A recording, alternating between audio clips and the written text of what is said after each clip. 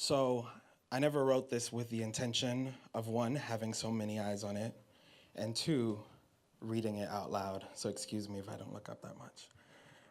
I actually wrote this an hour after waking up to over 100 texts from families and friends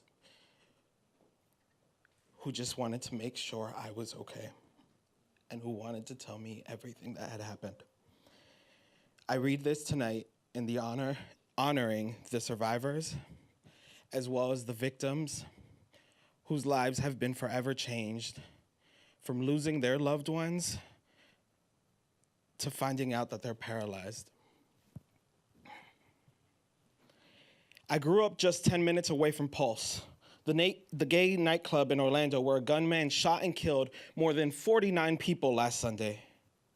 Before coming out, I actually drove past it often, but I never really understood the role it would eventually play in my life. Growing up in a Black and brown community where hypermasculinity is often acted out as a form of survival, I actually grew up hating on Pulse. In my community, like in so many others around the world, my identity as a gay man was viewed as a form of weakness. So much so that even when I came out, I refused to go to gay clubs because it meant that I would become one of those gay men. It wasn't until one of my last days in high school that my friends and I all decided to go together. I'm never gonna forget that night. The first time I ever entered Pulse, everything changed. For the first time in my life, I saw people that looked like me living freely. I saw people in their joy. I saw people in their celebration of life. Over the next several years, Pulse became the place where my best friends learned to love themselves. I've seen Pulse go from renovation through renovation through renovation, growing to accommodate the crowds of people who came there every weekend to celebrate. A small bar area with a stage, which was mostly used for drag shows, expanded to another stage in the main room.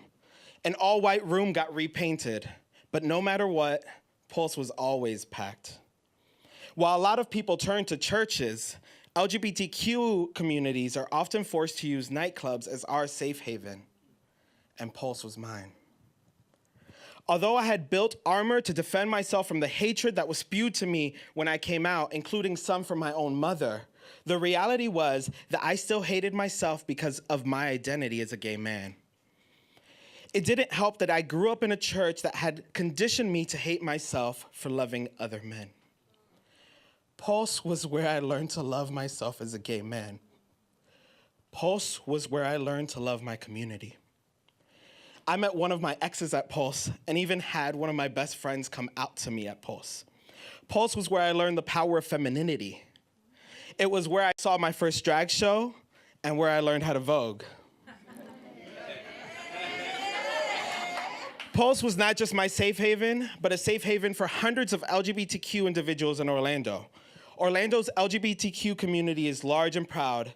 It's also powered by some amazing young people of color who have ensured that their community represents them. Pulse wasn't just about drinks and dancing, it was a place that invested in its community. Although the LGBTQ community in Orlando is large, the reality is that Orlando is still the South. And the hate these individuals have to face every day requires a place like Pulse to exist. Like so many gay nightclubs, Pulse played a major role in the community. This often gets dismissed because it's just a nightclub. In reality, it was a community center. It was where you went to be yourself, to get away from hate, to be free.